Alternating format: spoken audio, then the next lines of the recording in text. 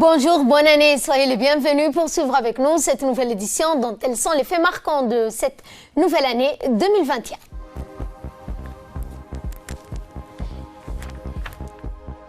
La CAM a réceptionné un lot important d'équipements et de matériel médicaux.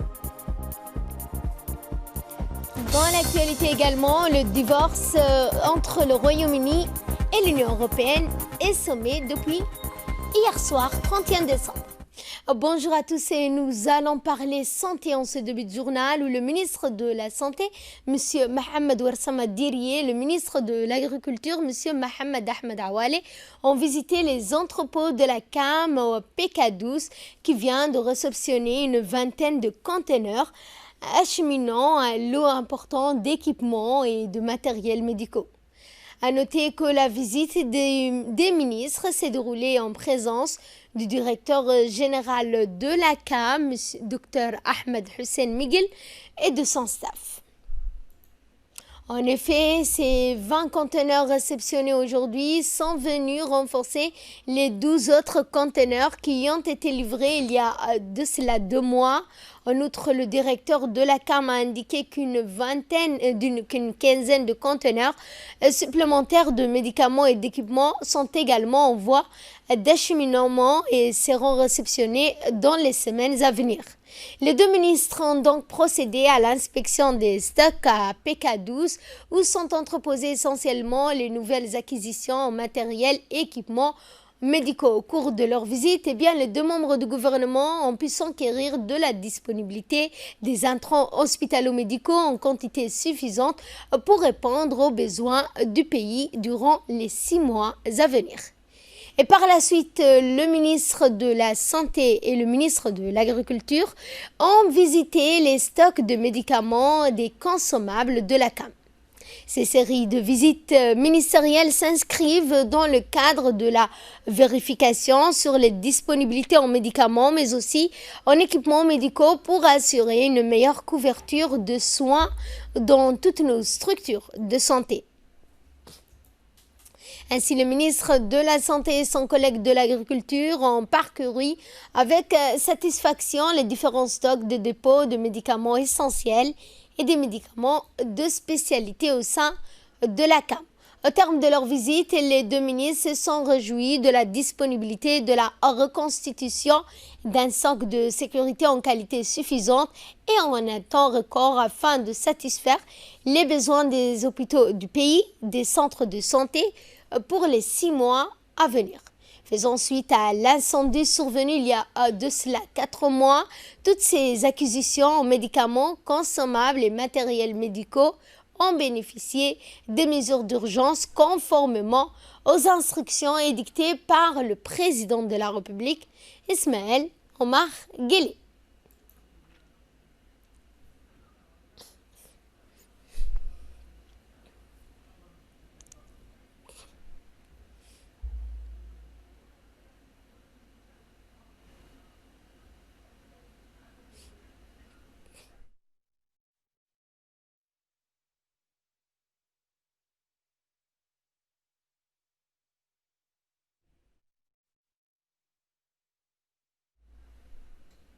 Et dans son intervention, le ministre de l'Agriculture, M.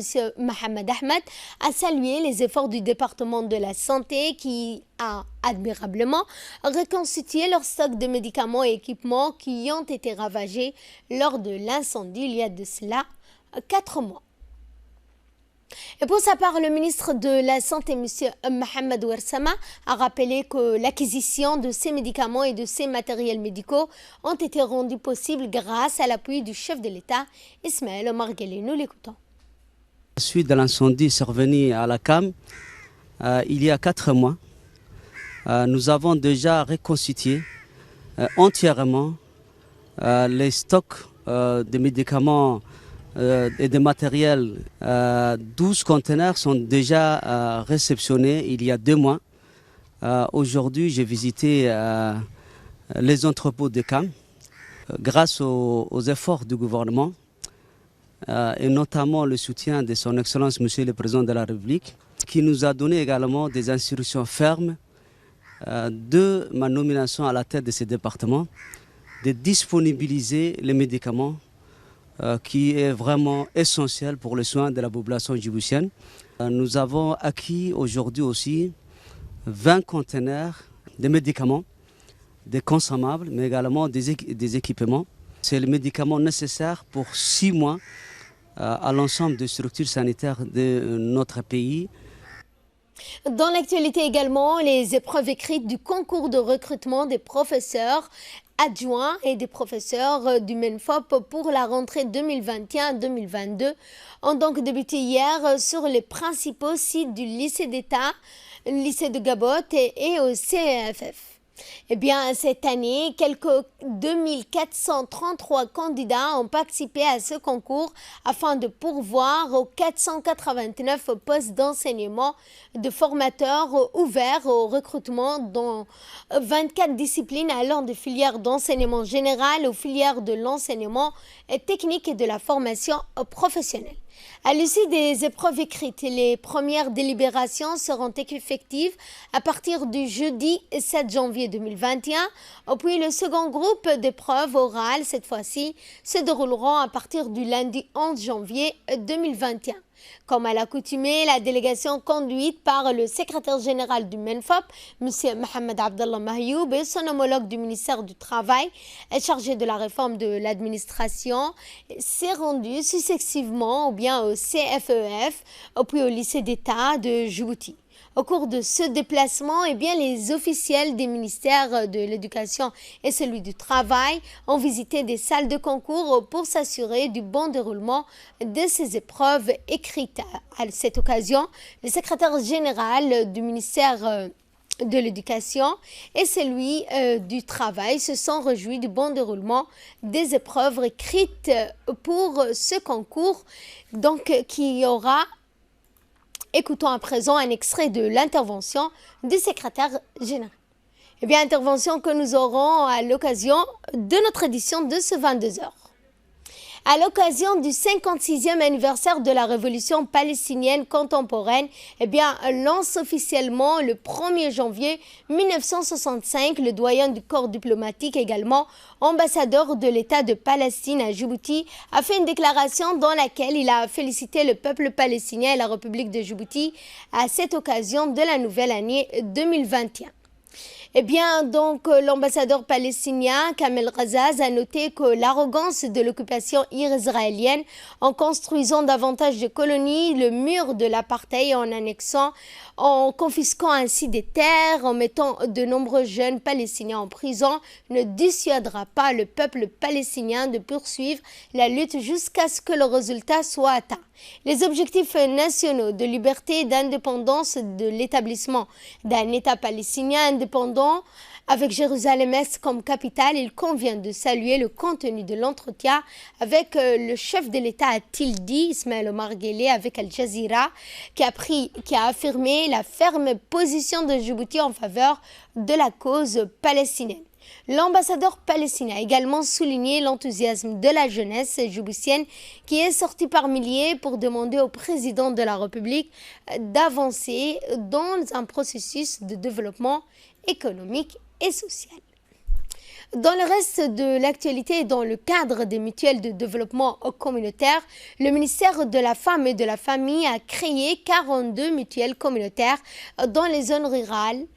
En 2020, avec l'appui financier de l'Union européenne et du FINIAP, une cérémonie de lancement du nouveau site d'extension de mutuelles dans les 10 quartiers des chefs-lieux des régions se sont déroulées du 29 au 30 décembre et au 31 décembre à Dikil, à Lissabié, à Arta, Tadjoura et Obok.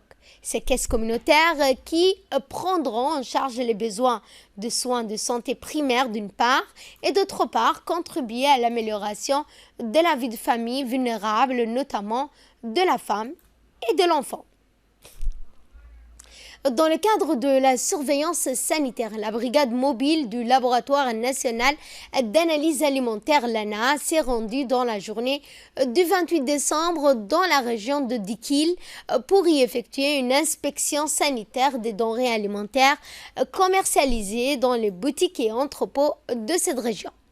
À ce propos, l'équipe de la brigade mobile de l'ANA, avec un appui renforcé par les éléments de la brigade de la gendarmerie de Dikil, a saisi plusieurs produits périmés dont plusieurs grossistes de la région, notamment des bonbons pour les enfants, des riz, des biscuits, etc.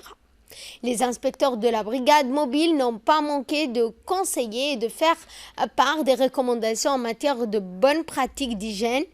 Par la suite, les inspecteurs de la brigade mobile ont effectué une inspection sanitaire au niveau de l'usine de production d'eau minérale Okar. Les inspecteurs ont effectué plusieurs prélèvements sur plusieurs points de la chaîne de production. Et nous allons à Lissabé où le Douane Zakat a organisé avant-hier matin une cérémonie de parrainage des orphelins au conseil régional de cette ville. Et ce, en présence de M. Aden Hassan, responsable du parrainage du Douane Zakat. Chaque orphelin a reçu la somme de 15 000 francs. Au total, 80 orphelins ont été parrainés par Douane Zakat avec le soutien des partenaires au niveau national. Et dans un discours prononcé à cette occasion, M. Aden Hassan, responsable du parrainage du Douane Zakat, a indiqué que cette initiative de parrainage était destinée à reconnaître des valeurs d'islam, d'entraide, des valeurs à soutenir l'orphelin pour survenir à une partie de ses besoins. Et de là, nous passons à ce qui domine l'actualité internationale et notamment le divorce entre le Royaume-Uni et l'Union européenne est sommé à quelques retards ce jeudi soir au port anglais de Douvres, mais le trafic fret et passagers était relativement calme en raison de la pandémie et de ce week-end de fête. Un accord sur Gibraltar a été trouvé in extremis ce 31 décembre au soir. Le caillou va entrer dans l'espace Schengen. Objectif, assurer une fluidité à la frontière avec l'Espagne. L'agence européenne Frontex enverra des gardes frontières pour faciliter la liberté de circulation. Et c'est sur ce point que ce journal touche à sa fin. Merci de votre fidélité et encore un très bon début d'année à toutes et à tous.